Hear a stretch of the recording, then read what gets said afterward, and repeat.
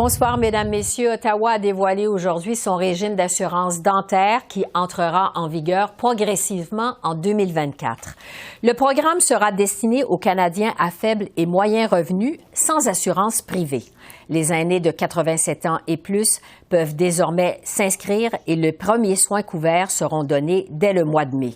Le gouvernement Trudeau a prévu 13 milliards sur 5 ans dès 2023-2024 et 4,4 milliards pour la suite pour ce régime. Le Québec, qui a déjà son propre programme, demande toujours un retrait avec pleine compensation. Voici le ministre Hollande à ce sujet. Pour moi, les conversations avec les provinces et les territoires sont tellement productives. Et certainement, l'objectif, les buts pour les provinces et les territoires est d'augmenter les qualités de santé pour leurs citoyens. Et avec nos conversations qui sont tellement productives, j'ai beaucoup de confiance qu'on peut trouver une bonne solution qui va s'assurer qu'on peut fill in the gaps. Et ça, c'est notre objectif, ça, c'est notre but.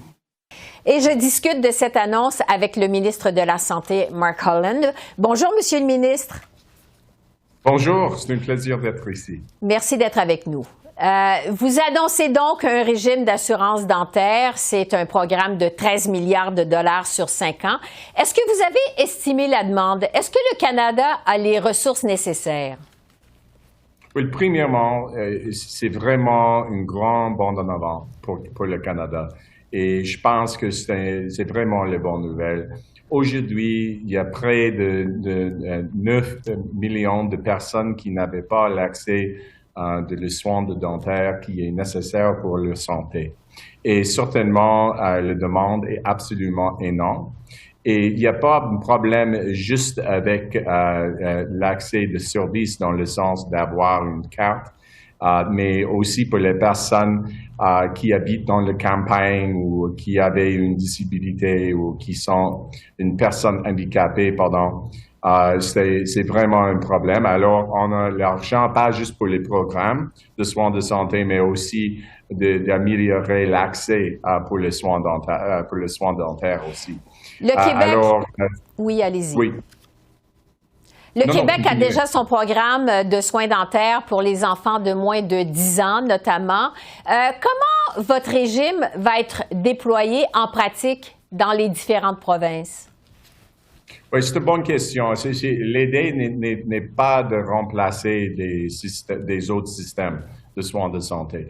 Dans n'importe quel type de province ou territoire, il y a des services qui existent aujourd'hui. L'entente est pour les services comme ça de continuer.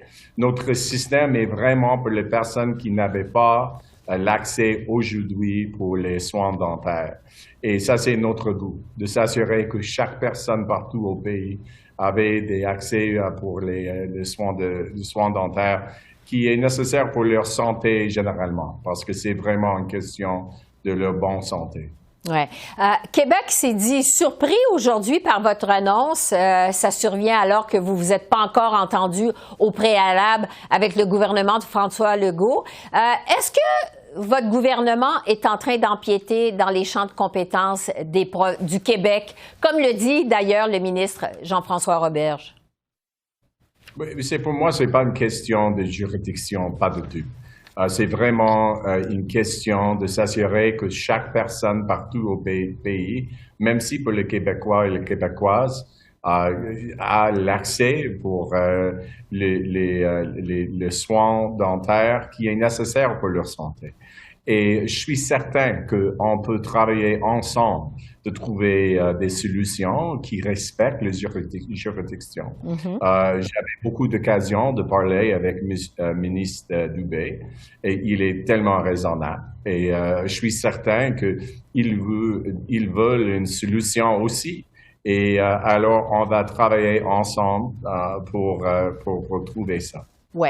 Le Québec a déjà annoncé son intention de se retirer du programme avec une compensation d'environ 3 milliards de dollars sur 5 ans. Est-ce que vous êtes d'accord avec ça?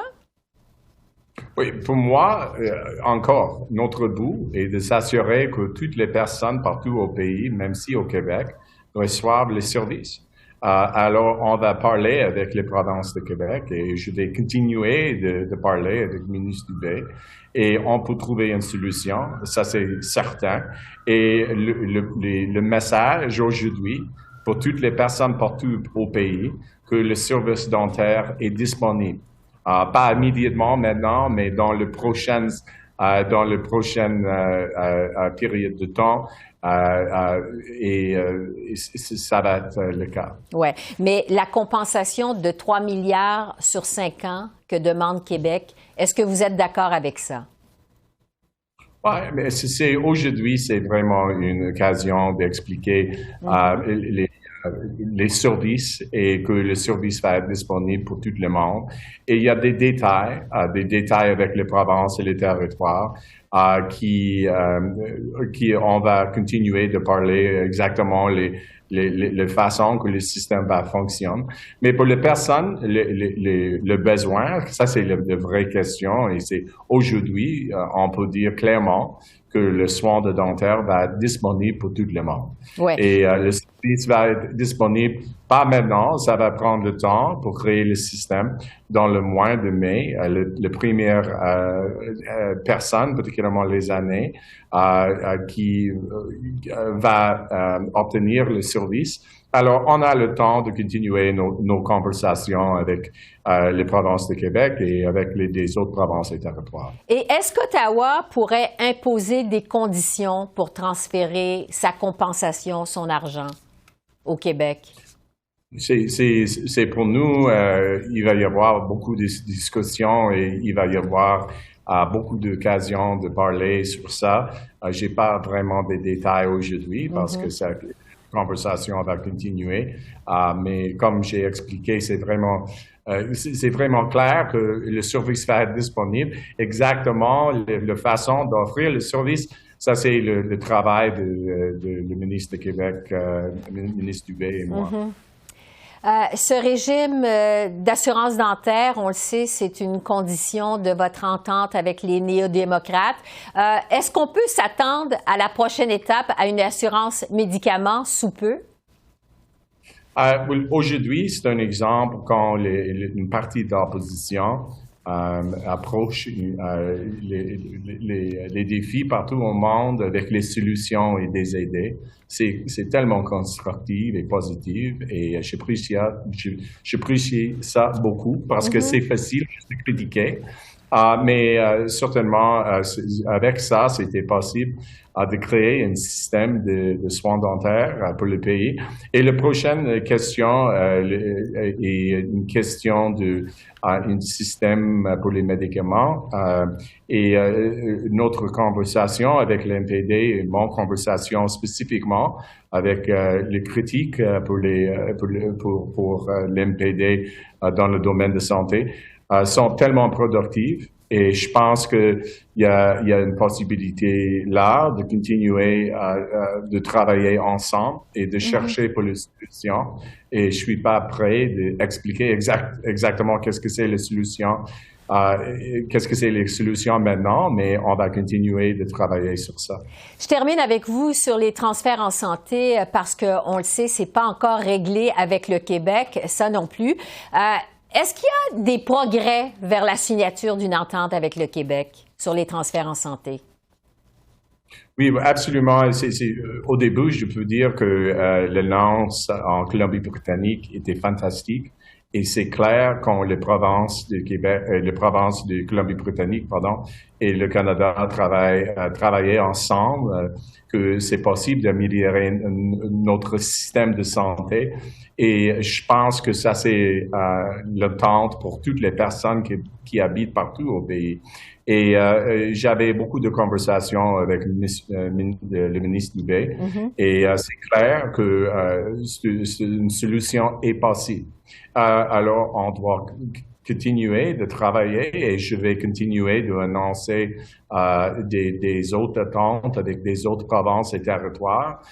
Et c'est certain que ça va prendre le temps. Il y a des enjeux, certainement, avec les provinces de Québec, mais je suis certain qu'on peut trouver une solution là. Oui, on va continuer à suivre les discussions avec le Québec. Mark Holland, ministre de la Santé, merci beaucoup. Merci de votre temps. Merci beaucoup.